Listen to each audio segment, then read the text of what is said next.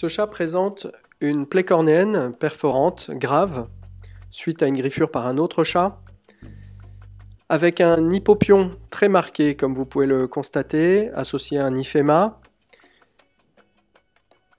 Dans ce cas, nous fixons tout d'abord le globe oculaire, puis nous allons pratiquer une incision au limbe, une incision de 3 mm environ, avec un couteau à kératotomie. Une fois cette incision réalisée, nous pénétrons à l'intérieur de la chambre antérieure avec une sonde, la sonde de phacoemulsification, mais en mode irrigation-aspiration uniquement, qui va nous permettre d'extraire ce caillot de fibrine associé à du sang. Vous voyez les morceaux de caillots de fibrine qui sont extraits par aspiration avec la sonde. Tout ceci se fait par cette petite incision de 3 mm que nous avons créée.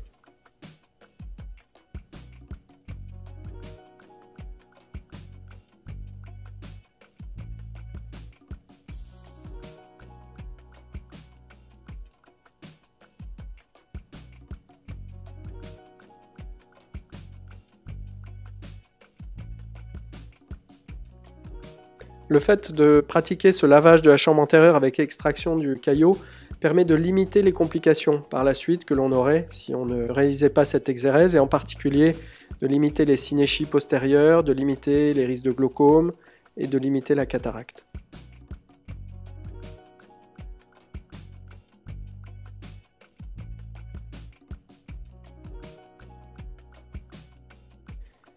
Voici le lavage de la chambre antérieure terminé.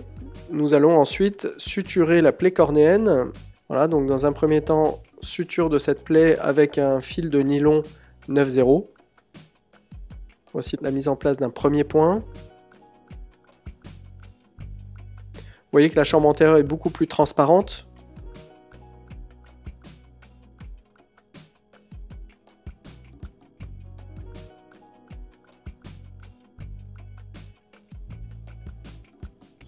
Il reste encore un petit peu de sang dans la chambre intérieure, mais qui se résorbera en quelques jours avec le traitement antibiotique et anti-inflammatoire qui sera mis en place.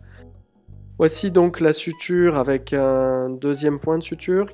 Pour réaliser ces points, c'est toujours la technique qui consiste à faire coulisser le nœud lors de la deuxième boucle, de façon à serrer votre nœud pour qu'il ne soit ni trop lâche ni trop serré.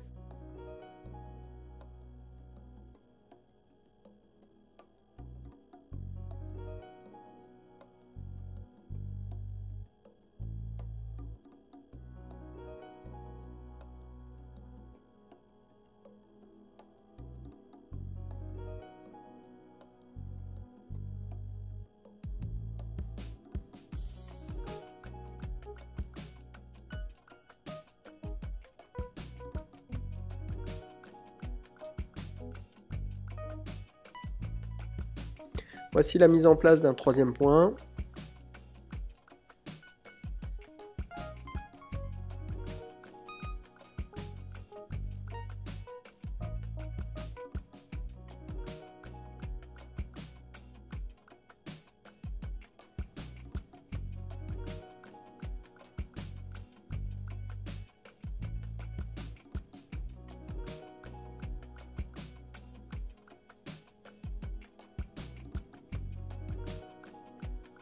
Et enfin, un quatrième et dernier point qui permet de suturer cette plaie chirurgicale.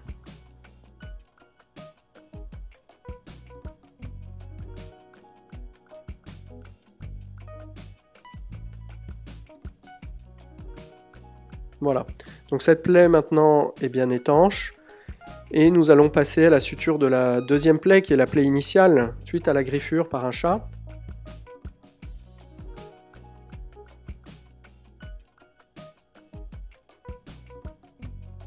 Cette plaie est totalement perforante et laissez encore passer de l'humeur aqueuse. On avait un signe de Seidel positif qui montrait donc que la plaie n'était pas étanche et que donc il y avait un risque de persistance de l'hypotension et de complications. Voici donc la mise en place d'un premier point de suture sur cette plaie.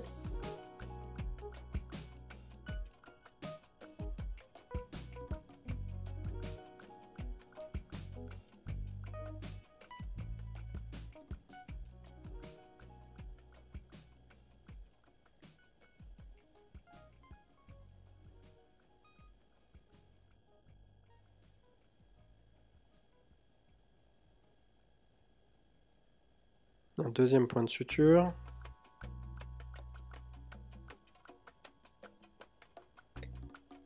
Vous constatez qu'on décale légèrement le nœud du point de suture pour qu'il ne soit pas exactement sur la plaie cornéenne. Voilà, on décale un petit peu le nœud. On peut même parfois l'enfouir à l'intérieur du stroma si on souhaite avoir moins de frottement du nœud sur la paupière et donc diminuer l'irritation post-opératoire.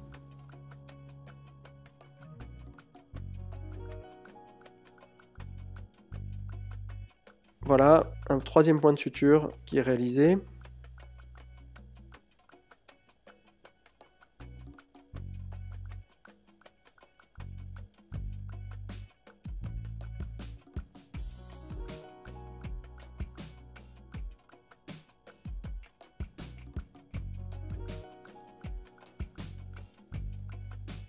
Et voici les deux plaies qui sont maintenant bien suturées, bien étanches.